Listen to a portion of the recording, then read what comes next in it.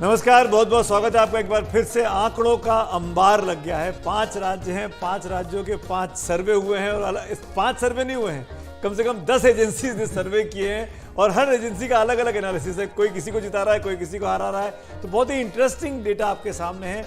हम इस अगले 1 घंटे के दौरान 5 राज्यों पर बात करने की कोशिश करेंगे, समाहित करने की कोशिश करेंगे कि क्या एजेंसीज कह रही हैं। शुरुआत हम राजस्थान से कर लेते हैं। राजस्थान से करते हैं।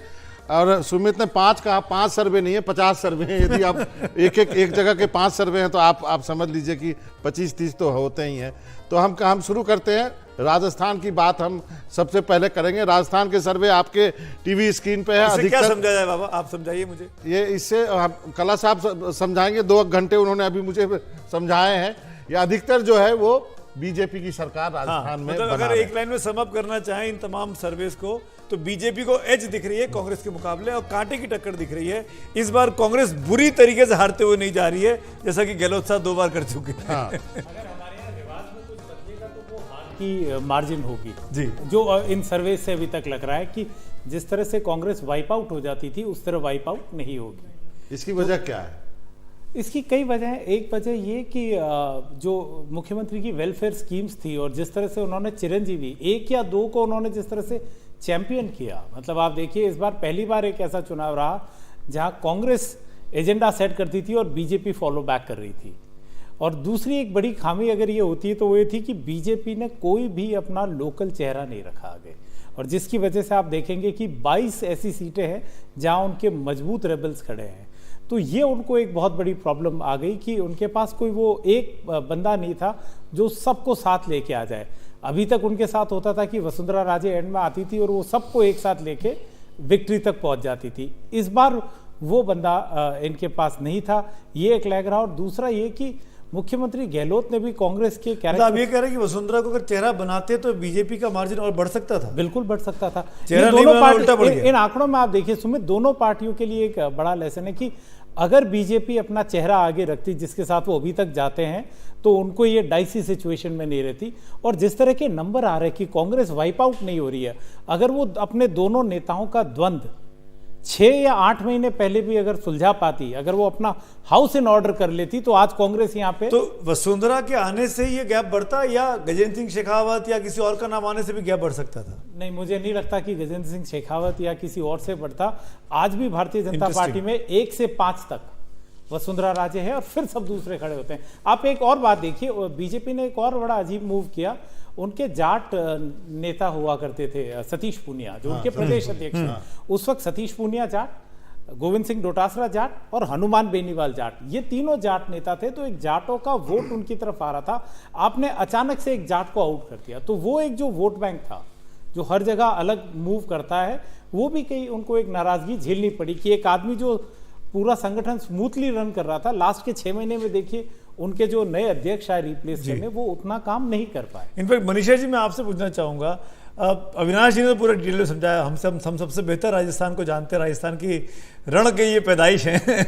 लेकिन आप इस पूरे फिगर को आप देखेंगी तो जब आप इंडिपेंडेंट के खाते में जा रहे हैं तो वहां पे आपको अपने को 9 से लेके 20 तक के नंबर आते दिखाई दे रहे हैं। अगर ये 20 का आंकड़ा अच्छा खासा होता है और ये जहां चला जाएगा उसकी सरकार बना सकता है। देखिए, मैं तो ये मानती हूँ कि जिसको आप इंडिपेंडेंट आज कह रहे हैं, वो आपने जबरदस्ती उनको बना दिया, बिना पार्टी वाला, बिना घर वाला। आपने शुरू किया, बीजेपी ने टिकट बांटना, तो पहला टिकट राघवेंद्र सिंह राठौड़ जी को दिया, तो राज्यवर्धन सिंह राठौड़ को, तो वो वहाँ थे वो बेघर हो गए। उसके बाद आप आए, आपने जयपुर में राजवी साहब की टिकट काट ली, वो बेघर हो गए। फिर उनका घर आप ढूंढने लगे, तो आपने चंद्रभान ऐकिया को हटा दिया, वो बेघर हो गए। तो जितने बेघर थे वो ज्यादा बेघर कहाँ से आए? सबसे पहली बात तो मैं ये पूछती हूँ। दूसरी बात मैं ये पूछती हूँ कि भाजपा, माना जाता था, लगभग तय था कि भाजपा राजस्थान में आएगी जी। तो पहला क्या किया भाजपा ने? पहली लड़ाई भाजपा ने अंदर ही छेड़ दी कि जब आप यज्ञ की पूर्णाहुति पे पहुंच रहे हैं तो बहुत सारे चेतक घोड़े, अब इधर राठौड़ साहब यहाँ खड़े हो गए, उधर आप देखिए अब बात चलने लगी कि गजेंद्र सिंह शेखावत आएंगे क्या, कोई इधर कहने लगा कि नहीं अश्विनी वैष्णव भी जा सकते हैं, कोई कहने लगा ओम बिरला भी आ सकते हैं। तो जहाँ एक सेटल्ड बात थी कि वसुंधरा राजे जो थी वो स्वराज यात्रा उन्होंने निकाली थी, इसके पहले पूरे राजस्थान की पॉलिटी को जो डिवाइडेड है, खंडित है, भागों में खंडित है, अलग अलग इलाके, अलग अलग रुझान है, जातियों में। तो उसमें उसको एक साथ ले जाने का जो जिसको अंदाजा था वो आपने छोड़ दिया जी। 5 साल जो आपने भाजपा ने ऑपोजिशन की लड़ाई की, उसमें सतीश पूनिया जी आपके लीडर थे, लास्ट में उनको भी निकाल दिया। अंत में हुआ क्या कि वसुंधरा और वसुंधरा विरोधी पूनिया जी और वसुंधरा जी की आपस में बातचीत हो गई तो एक तरह से लोकल लीडरशिप ऑफ बीजेपी ने यह तय किया कि हमको ये चुनाव अब इकट्ठा होकर लड़ना है, और मेरे हिसाब से इकट्ठा होकर चुनाव लड़ा गया। और आपने देखा कि जो एक बात तय सी थी, लगभग राजस्थान की पॉलिटी अब उधर ही जा रही है, सिवाय इसके कि लीडरशिप पर निर्णय की बात जो है वो रही। और मैं एक बस आखिरी बात बोलना चाहती हूं, जहां सचिन पायलट जी की बात है, गहलोत साहब तो अब यही दिखेगा कि इतनी संख्या अगर लेके आए तो पायलट साहब पे अगर उन्होंने अपना भरोसा जताया होता, जो कोई 200 से ऊपर रैलियां जिस पायलट ने पिछले चुनाव में की थी, आप इस बार देखिए कितनी रैलियां की। और गुजरों का गुस्सा जो है वो अगर गहलोत साहब को भारी पड़ा तो शायद वो भी रीथिंक करेंगे कि चुनाव में कलेक्टिव लीडरशिप के साथ चलना जो है वो कितना आवश्यक था उनके लिए। दो राजनीतिक चेहरे भी जुड़ गए हैं तमाम एक्सपर्ट्स के बीच में, उनका परिचय करा देता हूं। शाजिया इल्मी बीजेपी की प्रवक्ता, अलका लांबा कांग्रेस की प्रवक्ता हमारे साथ हैं। आप दोनों का स्वागत है। आप दोनों के पास मैं आता हूं, एक क्विक कमेंट यहाँ संजय कुमार जी का लेते हुए। संजय जी, राजस्थान के जो तमाम आंकड़े दिख रहे हैं पोल्स के, एग्जिट पोल्स के, मैं पोल ऑफ पोल्स नहीं बोलता हूँ, ना मैं बोलना कभी कि आप भी इस बात की सख्त मुखालफत करते रहे, क्या अशोक गहलोत ने क्यों रिवाइव कर पाए पार्टी को, क्या आप कैसे रीड करते हैं इसको? 2-3 चीजें हैं। कुछ पॉजिटिव्स हैं कांग्रेस पार्टी की सरकार की, जिसमें अभी जिक्र हो रहा था कि उनके जो स्कीम्स थे कुछ बहुत पॉपुलर थे, लेकिन मुझे लगता है पॉपुलर स्कीम्स थे लेकिन थोड़ी देरी से आए। अगर देरी से नहीं आते, कुछ साल 1-2 साल पहले आते, तो शायद कांग्रेस का प्रदर्शन और अच्छा होता, जैसा एग्जिट पोल के अनुमान के हिसाब से कांग्रेस करती हुई दिखाई पड़ रही है। बीजेपी की जहां तक बात हो, देखिए क्रिकेट टीम में आपके पास अच्छे बॉलर हो, अच्छे बैट्समैन हो, लेकिन फिर भी एक कैप्टन की जरूरत होती है। ऐसा नहीं हो सकता कि अच्छे बैट्समैन हैं या अच्छे बॉलर हैं और टीम में कोई अगर कैप्टन नहीं है तो उसको संगठित नहीं करता। तो आपके बड़े लीडर हो सकते हैं, जिसका जिक्र अभी मनीषा कर रही थी, कि बीजेपी ने शायद स्ट्रैटेजी ये अपनाई कि अलग अलग जाति के बड़े बड़े लीडरों को अगर हम अलग अलग इलाकों में उतार देंगे और ये एक दुविधा बनी रहेगी कि लीड कौन करेगा, तो शायद इन जाति के वोटरों को आप बटोरने में ज्यादा सफल होंगे।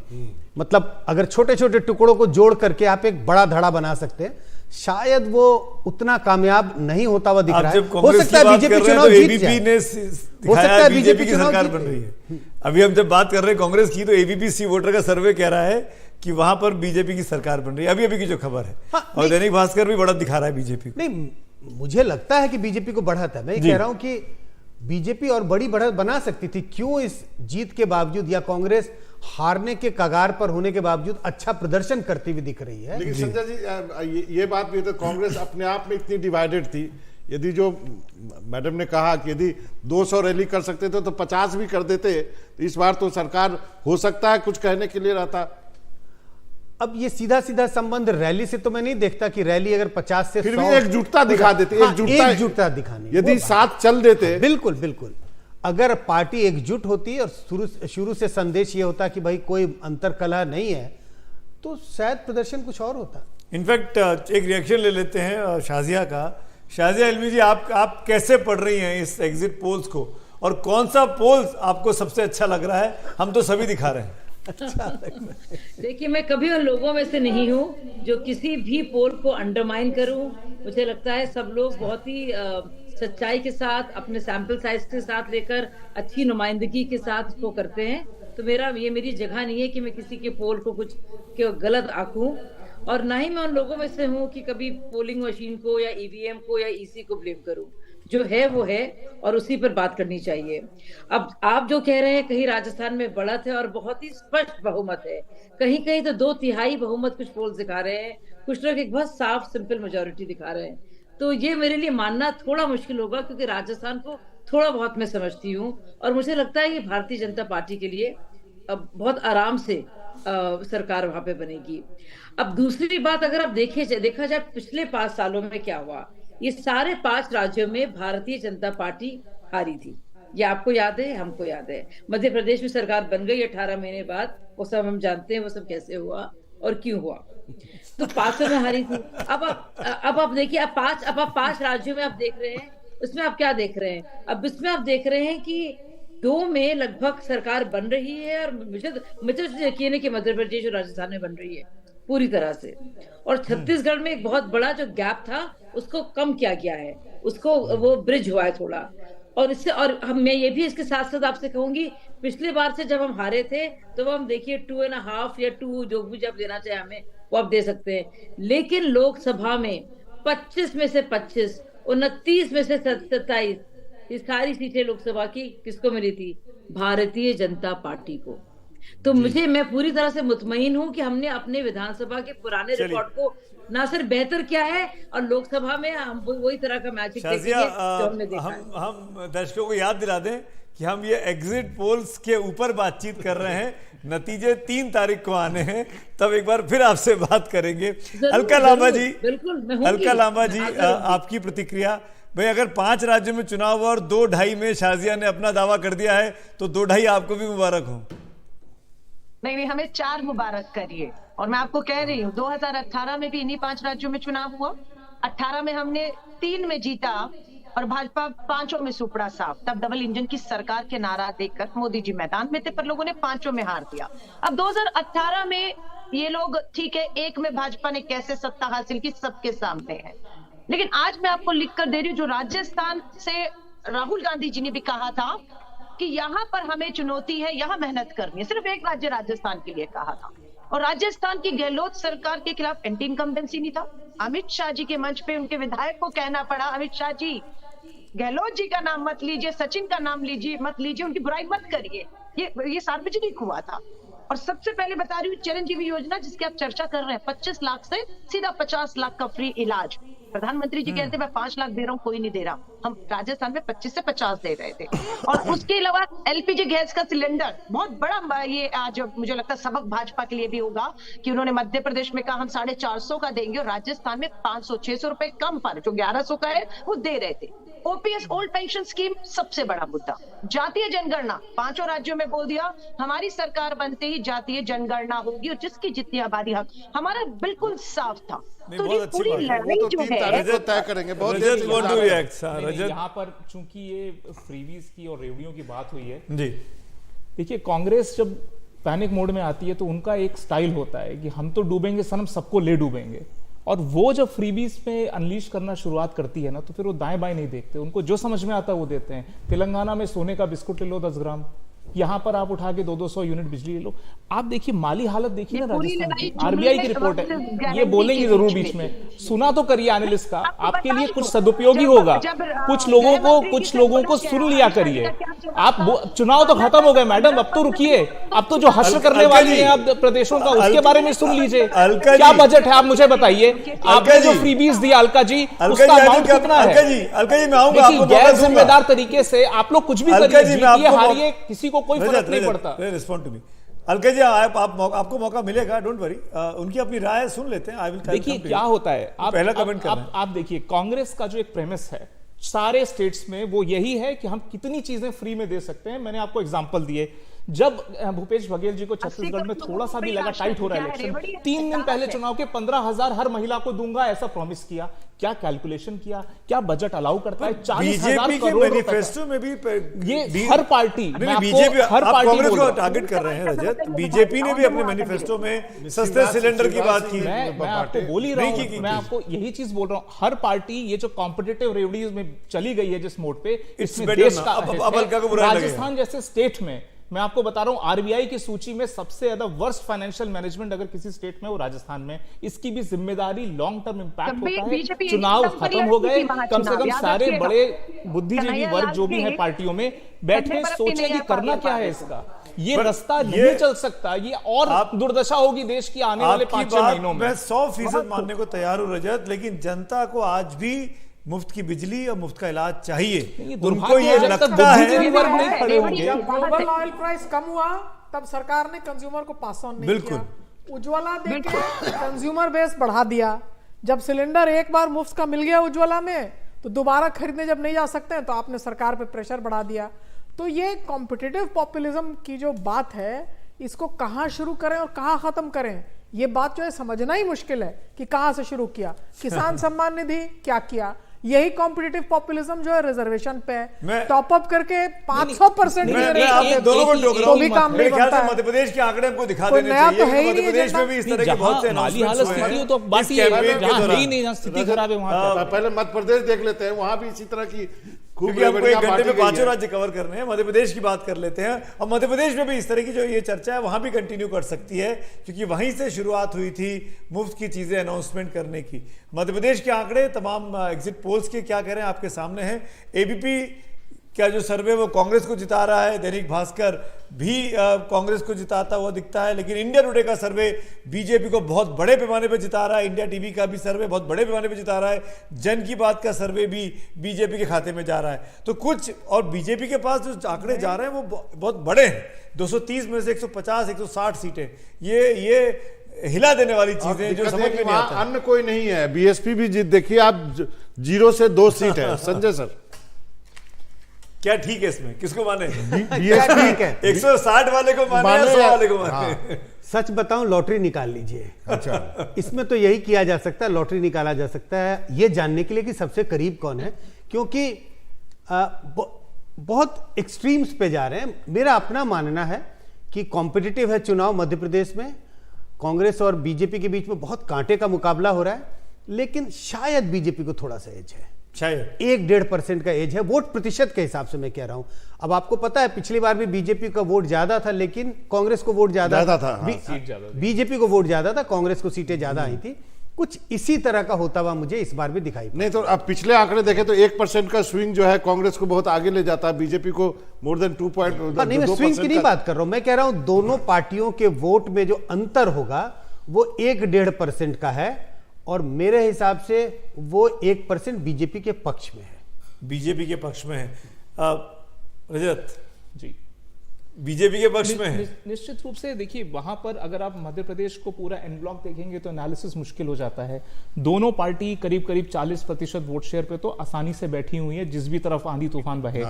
ऊपर से बात आती है कुछ जो लूज वोट है जो बीएसपी और छोटी छोटी दल करते हैं, मुझे लगता है कि वो इंक्रीजिंगली कम होता चला जा रहा है, एकदम बाइपोलर है। आपको एक लोडेड सवाल पूछता हूं। अगर 150 सीटें आ रही हैं बीजेपी की, जैसा कि कुछ सर्वे में दिख रहा है, तो शिवराज सिंह चौहान ही मुख्यमंत्री होंगे, तब तो कोई शक व शुबा नहीं। देखिए 150 आ गई हैं तो अब कुछ भी किया जा सकता है। 150 में तो कुछ भी, सच में कुछ भी किया जा सकता है। फिर मतलब शिवराज सिंह चौहान परेशान हो जाए? निश्चित रूप से परेशान होंगे। 150 बहुत बड़ा नंबर है मैडम। नहीं, देखिए ये पूरी बात देखने वाली इतनी ही है कि जिस कांग्रेस को कहा जाता था कि मध्य प्रदेश आसानी से जीत रहा है, उसका बेस्ट केस सिनारियो है कि शायद वो कुछ सीटों से आगे रह जाए। ये बेस्ट केस सिनारियो है। तो मध्य प्रदेश का चुनाव जो है वो कांग्रेस पर एक सवालिया निशान उठाता है। जहां तक भाजपा का सवाल है, भाजपा इस चुनाव में वापस शिवराज सिंह चौहान जी के चलते आई है। और रेवड़ियों की बात रजत जी ने बहुत कही। आज जो लाडली बहना कहा जा रहा है मध्य प्रदेश में, देखिए लाडली लक्ष्मी स्कीम, ये कोई फिर वो नहीं थी जलेबी और रेवड़ी और पता नहीं जो कुछ भी, ये नहीं थी। वो ग्रेड प्रोग्रेशन पे बेस्ड थी कि आप अगर बच्ची को पढ़ाएं, इतना क्लास तक पहुंच जाए तो इतना इतना, तो आपने एक वेलफेयर डेवलपमेंट में परफॉर्मेंस से इसको लिंक किया था। और अब जो है वो फ्री है। आप कह रहे हैं कि स्टेट जो है हाउस होल्ड को डायरेक्ट सब्सिडी देगा। तो एक पूरा अरीना जो है वो बहुत व्यापक रूप से बदल गया है। क्या हमारे यहाँ का मिडिल क्लास जो टैक्सेस देता है, क्या वो अब कह सकता है कि भारत में किसानी पर आधारित जो एक बड़ा वर्ग है उसके हाउस होल्ड्स को डायरेक्टली टैक्स से आप सब्सिडाइज करेंगे? और ये बात एक यक्ष प्रश्न बन के, भले ही हम इंटेलेक्चुअल्स इस पर ध्यान नहीं दें, लेकिन लोगों के मन में ये सवाल आएगा कि अब डायरेक्टली हम जिम्मेवार हैं इस वर्ग का संरक्षण। दुनिया छोटी होती जा रही है। नहीं तो राज्य का संरक्षण हमको पता है कि यूरोप में, मिडिल क्लास का संरक्षण, यूरोप के तमाम देशों में मुफ्त की शिक्षा मिलती है। हमको पता है कि यूरोप के तमाम देशों में मुफ्त की दवाई मिलती है, अस्पताल का इलाज मुफ्त का है। हमारे पास ये दुनिया छोटी हो रही है, तो ये एस्पिरेशन यहाँ भी जाग रहे हैं कि अगर मैं हमारे यहाँ तो एजुकेशन हॉस्पिटल सब मुफ्त है ही, बात कर रहे हो, सब मुफ्त थे ही, हम लोग तो सब मुफ्त पे ही। हमारे राशन दवाइयाँ कहाँ है? सर हम राशन खा करके और पैदा हुए मिडिल क्लास नहीं है। मैंने किसी प्रोग्राम में आपके यहाँ कहा था, लेकिन अब वो एक मिनट चेंज हो गया। पहले संजय जी ने आप कुछ कहना नहीं, चाह रहे थे? मैं सिर्फ यही कहने की कोशिश कर रहा था कि जिस बात का बार बार जिक्र हो रहा कि कांग्रेस मध्य प्रदेश का चुनाव बड़े मजबूती से जीत रही है, मैं कई महीनों से कह रहा था कि कांग्रेस ओवर कॉन्फिडेंस है, इतना आसान नहीं है कांग्रेस के लिए चुनाव। लेकिन मैं ये नहीं कहता कि मैं दावे के साथ कह रहा था कि बीजेपी आगे हो सकता है हमारा जो असेसमेंट बाद में गलत निकले, लेकिन मैं कई महीनों से कह रहा था कि कांग्रेस के नेताओं के बीच में ओवर कॉन्फिडेंस है, कांग्रेस चुनाव लड़ने के मूड में नहीं है, चुनाव लड़ नहीं रही है। वो पहले जीता हुआ मान लिया था उसने, और उसका नतीजा मुझे लग रहा है एग्जिट पोल के जो अनुमान है शायद उस ओर संकेत कर। एक मैं कल्ला साहब के पास बहुत देर से बैठे हैं, ये डिबेट और अलका जी आता हूं पर ये डिबेट हमने राजस्थान के संदर्भ में भी कहा था, जो मनीषा जी कर रही है कि जो जिसका जो टैक्स देता है उसको तो आप कुछ वापस नहीं दे रहे हो। जी बिल्कुल, हम ये पहले भी चर्चा कर चुके हैं कि जहां हम सारी बात कर रहे हैं कि लाभार्थियों को कितना मिलेगा या ओपीएस में कितना जाएगा, हम भूल जाते हैं कि राजस्थान में एक बहुत बड़ा वर्ग है जो ना तो ओपीएस से बेनिफिट होता है ना ये कुछ, जो बिजनेसमैन है, जो मिडिल क्लास है, उनके लिए कुछ भी नहीं है और उनका वोट किस तरफ जाएगा। एक बहुत बड़ा फैक्टर राजस्थान में हम ये भी नहीं रेस कर रहे कि जो युवा है वो कितने नाराज हैं। राइट, क्योंकि आपने फ्रीबीज की बात कर ली, आपने स्कीम कर ली, ये होर्डिंग्स और एड में अच्छे लगते हैं, लेकिन जब आप ग्राउंड पे जाते हैं तो उनका सबसे बड़ा सवाल होता है कि क्या नौकरी मिलेगी, क्या हमारे जिले में वो चीजें आएंगी, वो एक बड़ा है। और राजस्थान में करीब 22 लाख ऐसे वोटर हैं जो 18 से 19 वाले थे, और अगर 35 लाख के नीचे 35 वर्ष के नीचे देखें तो ये आंकड़ा 1 करोड़ के ऊपर जाता है। अलका, आप कुछ बोलना चाह रही थी? सुमित जी, बुरा मत मानिएगा, आपके दर्शकों को गुमराह हो रहे हैं कि रजत सेठी जो विशेषज्ञ पॉलिटिकल एक्सपर्ट का मुखौटा है वो उतारिए, पता लगेगा भाजपा और संघ से इनके कितने नजदीकी रिश्ते हैं। तभी जब उन्होंने हम पर टिप्पणी की ना, खुद ही एक्सपोज और बेनकाब हो गए कि रजत सेठी कोई पॉलिटिकल एक्सपर्ट नहीं है, भाजपा संघ आरएसएस के प्रवक्ता रह चुके हैं, गूगल कर लेंगे, खंगाल लेंगे, पोल खुल जाएगी। आज इनको जो रेवड़ी लग रही है, शर्म कीजिए, जब पूंजीपति मित्रों के करोड़ माफ कर दिए तब आपको रेवड़ियां नहीं लगी। आज गरीब को 1100 का सिलेंडर 500 में दे रहे हैं तो आपको रेवड़ी लग रहा है। हमारे लिए वो राहत है। आपने 2 करोड़ नौकरियां देने की बात की, सबने किया है, अलका सबने किया है, जहां पे जिसको दांव पे लगा है वो सबने किया है कि राजस्थान में गहलोत सरकार ने किया, मध्य प्रदेश में शिवराज सिंह जी ने किया है, इसलिए यहाँ पे हम डिबेट कर रहे हैं, इसलिए ऐसी कोई बात नहीं है। ये चुनाव का प्रॉमिस है, इसलिए इसको डिबेट करना जरूरी है, खासकर इस बात को लेकर। मत कीजिए ऐसा, आपसे उम्मीद नहीं कि आप ऐसा करेंगे। एक को भाजपा प्रवक्ता लिखेंगे और दूसरे भाजपा प्रवक्ता को पॉलिटिकल एक्सपर्ट बनाकर यहाँ पर कांग्रेस पे हमला कराएंगे। लोग मुंह तोड़ जवाब दे रहे हैं। ऐसी कोई बात नहीं है, फिर नहीं, ये गलत है, ये बात नहीं है, ऐसी कोई बात नहीं। हम आपको हमने पूरा सम्मान के साथ इतना टाइम भी दे, ऐसी कोई बात नहीं, आप ऐसा मत सोचिए। आप अलका ऐसा नहीं सोच, नहीं ये ऐसा नहीं सोचिए अभी, नहीं वो नहीं, ये गलत है अलका, ऐसे नहीं करते हैं। आपकी इजाजत से आगे बढ़ रहा हूं, मैं आंकड़े बढ़ के सुना दे रहा हूं जो सामने चल रहे हैं। जो जन की बात का सर्वे है वो उसमें कांग्रेस के खाते में 62 से 85 सीटें हैं, 100 से 122 सीटें भारतीय जनता पार्टी के पास हैं। इस सर्वे में 14 से 15 सीटें अन्य के खाते में। ये राजस्थान के आंकड़े चल रहे हैं। मैं चाहूँगा मध्य प्रदेश के आंकड़े भी अगर हम दिखा दें, क्योंकि हम बात मध्य प्रदेश की कर रहे थे, वो आंकड़े यहाँ पे आने बहुत इंटरेस्टिंग है। और मध्य प्रदेश के आंकड़ों में भी जो बाबा आप कह रहे थे ना कि जो चौथा कॉलम है अदर्स वाला, वो बिल्कुल नगण्य है, वहां ऑलमोस्ट आमने सामने की टक्कर है ही नहीं। आप देखिए बीएसपी 0 से 2 सीट दिया गया है, हाँ। एक केवल दैनिक भास्कर में 0 से, अन्य को 15 दिया गया। ये अन्य इंडिपेंडेंट भी उतना नहीं है, आम आदमी पार्टी है, समाजवादी पार्टी है, सपा लड़ी है, आम आदमी पार्टी लड़ी है। ये कहाँ जा रहा है समझ में नहीं आ रहा। लेकिन कुल मिलाकर जो मूड दिखता है, दोनों बॉर्डरिंग राज्य हैं, एक दूसरे के सीमावर्ती हैं, मध्य प्रदेश में भी और राजस्थान में भी। उन दोनों जगहों पर जो कुछ पोल्स हैं वो इशारा कर रहे हैं कि सत्ता परिवर्तन हो रहा है, कुछ पोल सत्ता परिवर्तन का इशारा नहीं भी कर रहे हैं। तो क्या होगा ये तो 3 तारीख को पता लगेगा। हम जो आपको दिखा रहे हैं ये तमाम एजेंसीज, तमाम चैनल का एग्जिट पोल एक साथ एक जगह पे आप देख पा रहे हैं। एक छोटे से ब्रेक के लिए रुकेंगे, ब्रेक के उस पार जब आएंगे तो हम तेलंगाना की बात करेंगे, हम छत्तीसगढ़ की बात करेंगे, हम मिजोरम की बात करेंगे जरूर।